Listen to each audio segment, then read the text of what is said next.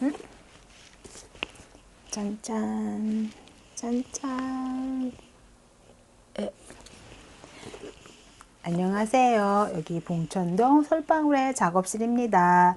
네, 오늘부터 제가 마녀의 책장이라는 제목으로 유튜브 채널을 개설을 했고요. 저희 책장에서는 주로 책에 대한 리뷰라기보다는 제가 책을 읽으면서 그 한 줄 한 줄에서 느끼는 생각들을 짧게 이야기하는 방송을 하려고 합니다. 네, 오늘 제가 선정한 책은요. 짠, 보이시나요? 삶만 볼 수 있다면. 네, 우리가 어렸을 때 위인전에서 봤던 헬렌 켈러 여사 아시죠? 삼중고를 가지고 계셨던 분이 불굴의 의지로 모든 고난을 극복을 하고 사회생활을 열심히 했다라는 그 위인전 글이 되게 많은데요. 그 분이 쓴 글을 엮은 거예요. 이 책에는 사흘만 볼 수 있다면이 있지만 이거 외에도 짧은 글 뒤에는 내가 살아온 이야기, 여기 보이시나요? 네, 내가 살아온 이야기라는 자기가 대학교 3학년 때 쓴 되게 어린 나이죠. 그렇지만 어떠한 일반 사람과 다른 삶을 살았으니까 그 어린 나이임에도 불구하고 자기의 자서전을 쓰게 되었어요. 헬렌 켈러가 생각보다 많이 오래 사신 것 같은데 그 이후에는 자서전이 없다는 게 조금 아쉽기는 하네요. 예. 그래서 이번 시간에는 제 1화로 헬렌 켈러의 내가 살아온 이야기를 제가 그렇게 조금 되도록 엄청 낭낭한 목소리를 유지하려고 노력을 하면서 제가 글을 읽고 그 글에 대해서 이러저러하게 느꼈던 것들을 얘기해 보려고 해요. 예. 근데 제가 이 책을 소개해 드렸는데 이 글을 저는 눈으로 읽는 게 아니라 손으로 지금 필사를 하고 있거든요. 네, 되게 포스 있고 멋지죠? 예, 이 책에 제가 보여드릴게요. 이렇게 필사를 하고 있어요. 그러니까 필사를 하면서 좋은 점들은 숲은 보지만 나무는 보지 못한다라는 속담이었나? 그런 게 있잖아요. 그래서 저는 뭐 책을 읽는 이유가 굳이 그 책에서 엄청 어떠한 주제를 이야기하고 있는가, 이 책이 제시하는 이론이 맞는가 틀린가, 그런 식의 관점이 아니라 그냥 산책을 하듯이 이렇게 산책을 하다가 어떠한 병뚜껑을 발견을 했는데 그 병뚜껑이 또 그날은 저한테 의미 있게 다가올 수도 있잖아요.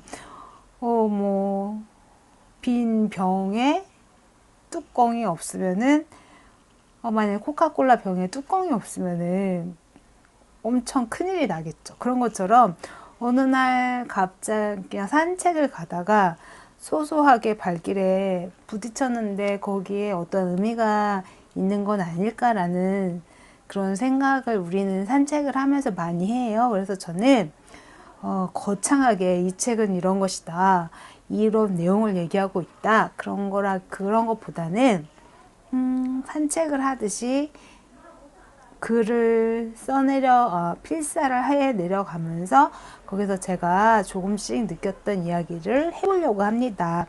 방송 분량은 15분에서 20분 사이로 잡고 있고요. 네, 그러면 시작하도록 하겠습니다. 네, 처음 시작입니다. 예, 저희 지렁이 글씨체가 보이네요. 예. 내가 살아온 이야기. 나 헬렌 켈러는 듣지 못하는 사람들에게 말하기를 가르치고 대서양에서부터 로키 산맥에 이르기까지 들을 수 있는 사람이라면 그 귀에 참된 말씀이 들리도록 인도해준 알렉산더 그레이엄 벨에게 이 책을 바칩니다. 오, 알렉산더 그레이엄 벨에게 이 책을 바친다? 그래서 저는 그 딱 벨을 듣는 순간, 이거 어디서 많이 들어본 이름인데? 전화기 발명한 사람이 벨이잖아요. 아, 설마 저는 그 벨이 그 벨인가 싶어가지고 인터넷을 뒤졌더니 정말 그분이 맞더라고요. 예. 그러니까 찾아보니까 미국 과학자, 발명가, 전화기의 특허를 받아 1877년 벨 전화 회사를 설립하고 이 발명으로 받은 볼타상을 기금으로 볼타 연구소를 창설하여 농아 교육에 전념하였다. 그러니까 우리가 모르는 벨 박사님의 성공 이후의 모습이 보이네요. 되게 아름답지 않나요? 성공한 다음에 그 부를 향유도 하셨겠지. 향유도 하지만 어떤 농아를 위해서 근데 농아와 그 벨이란 그 벨 전화도 참 연결이 되네요. 예. 그래서 저 오늘 새로운 또 사실을 알아서 너무 기쁘고요. 네. 그러면은 제가 왜 헬렌 켈러의 이 살아온 이야기, 왜 헬렌 켈러에 대해서 관심을 갖게 됐느냐. 사실은 우리 다 어렸을 때 위인전 보면은 아마 다 헬렌 켈러 이야기를 읽으셨을 거고 모르는 사람이 없을 거예요. 근데 너무 어렸을 때 주입식으로 교육을 받아서인지 그냥 위대하구나 라고만 생각을 하지, 정말 그 사람이 왜 위대한지에 대해서 느낀 거는 저도 반백년을 살게 된 요즘이거든요.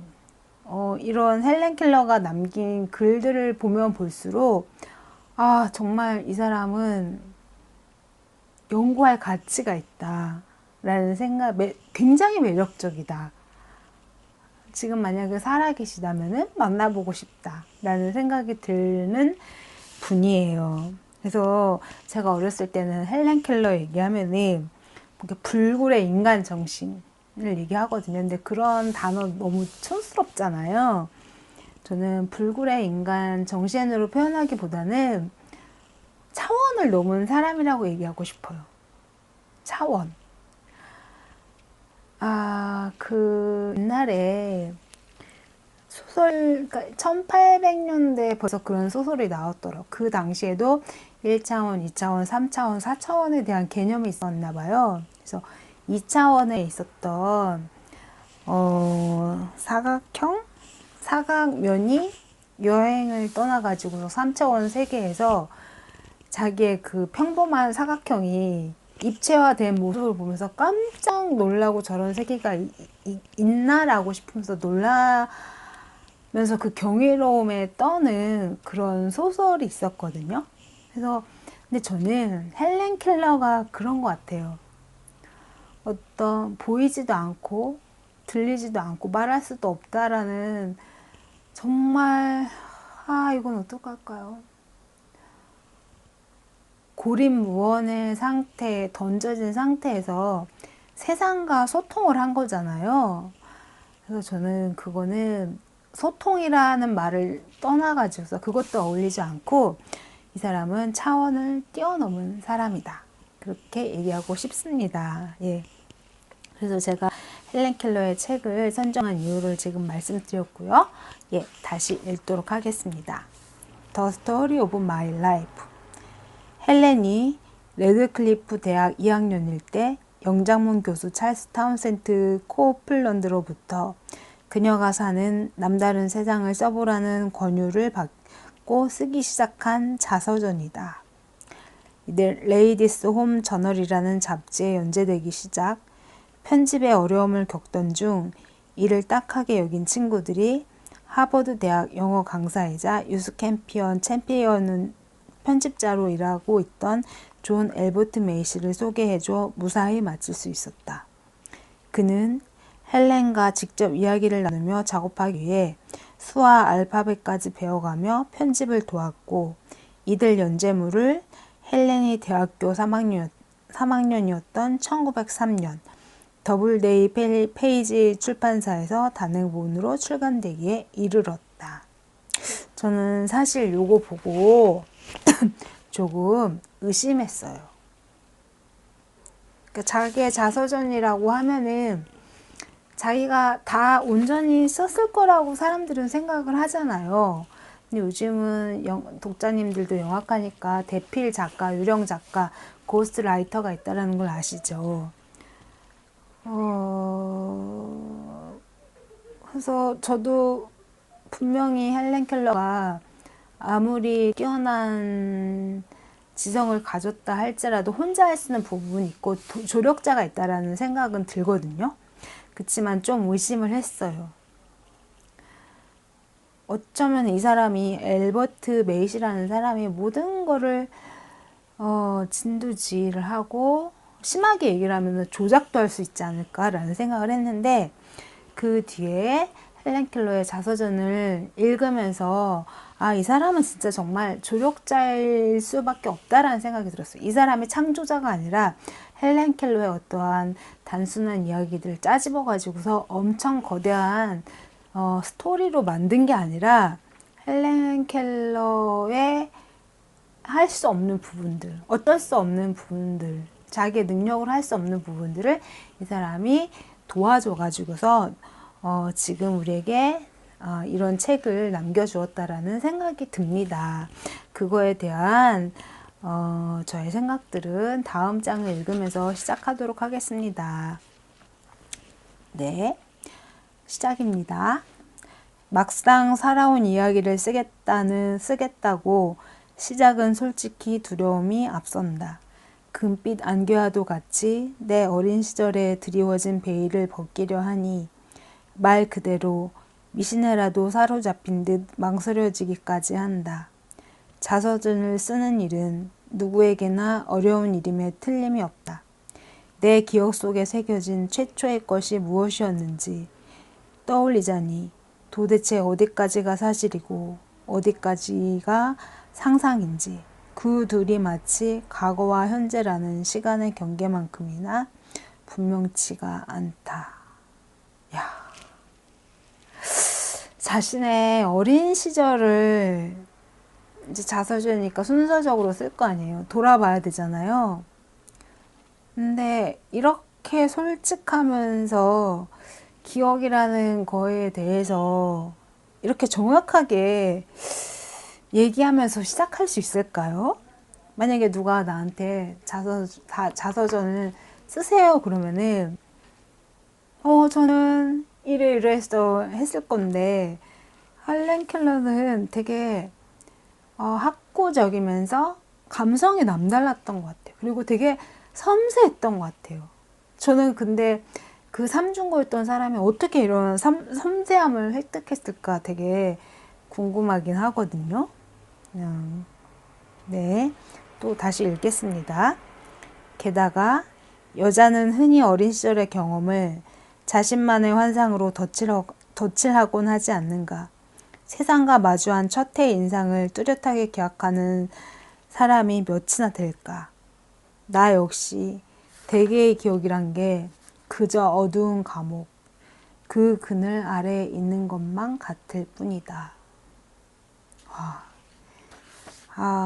방금 부분은 너무 가슴이 아팠어요. 기억이라는 게 어두운 감옥에 있고 그 그늘의 아래에 있는 것만 같다는 거.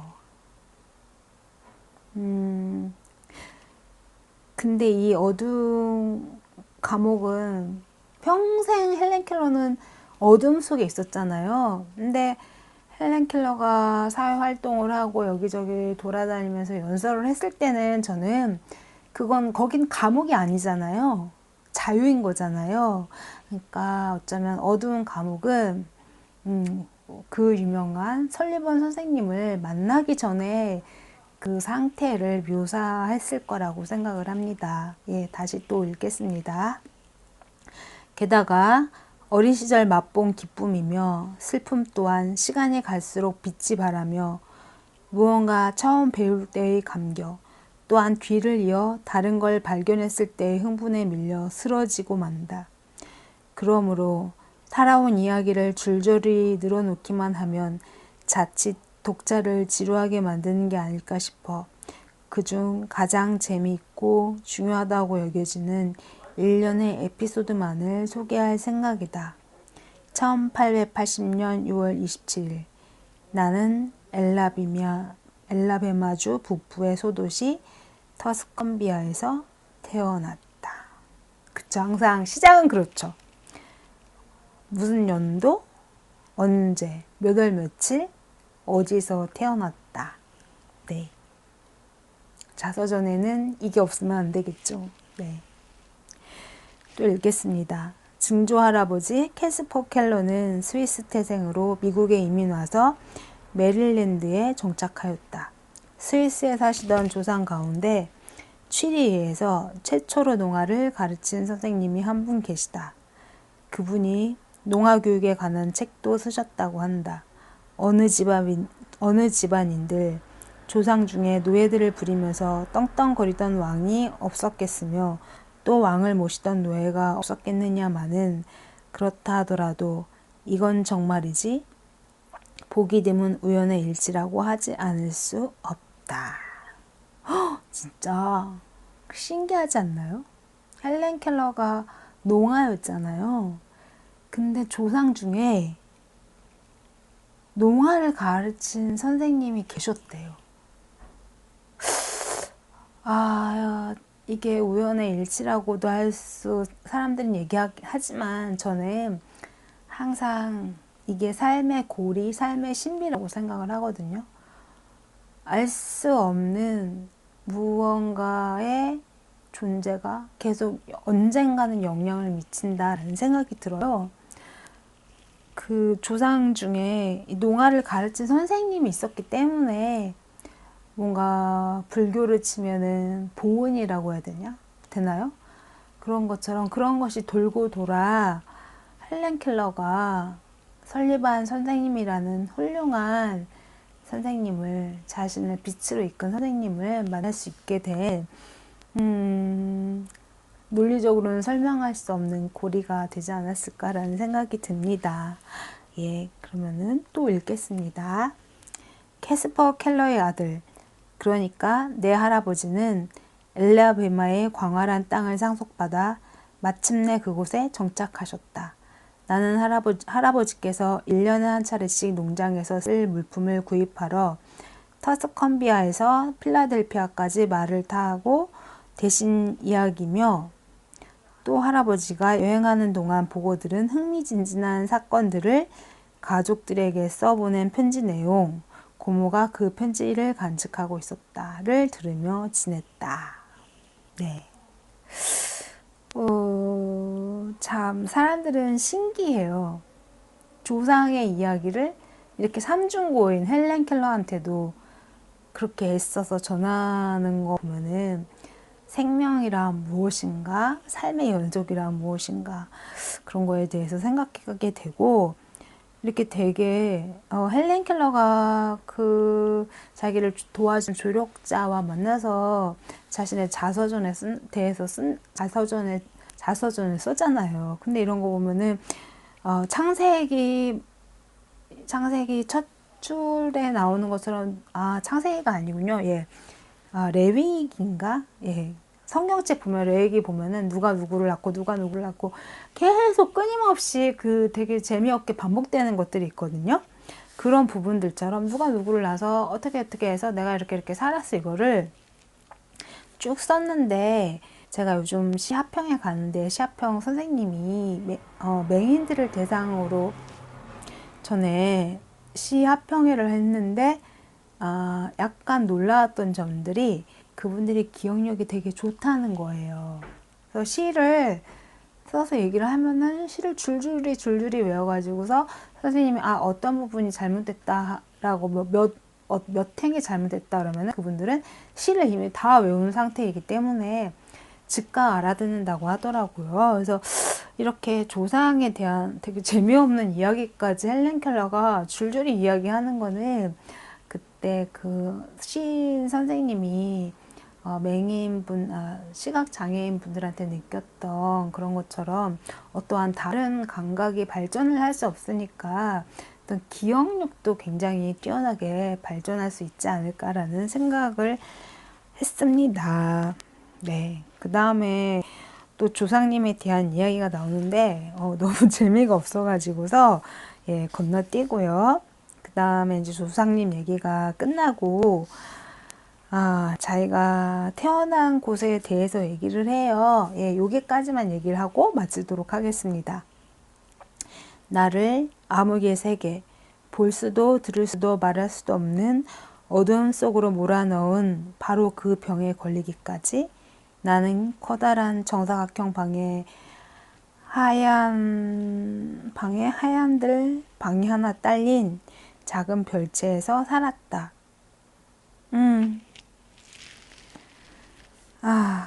그 병에 걸리기까지 나는 커다란 정사각형 방에 잘 안 보이네. 하얀 방이 하나 딸린 작은 별채에서 살았다. 이게 헬렌 켈러가 처음이자 마지막으로 본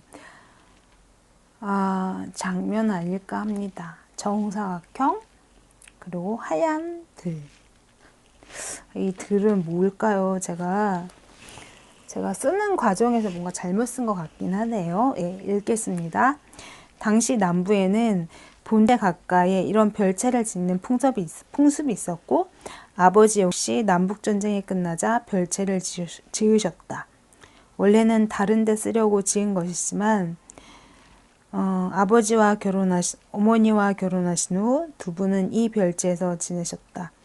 온통 넝쿨 장미와 담쟁이 덩굴이 뒤덮고 있어서 마당에서 보면 별채는 마치 덩굴을 얹은 정자처럼 보였으며 노란 장미와 청밀의 덩굴류가 뻗어오르는 바람에 작은 현관은 눈에 잘 띄지 않았다.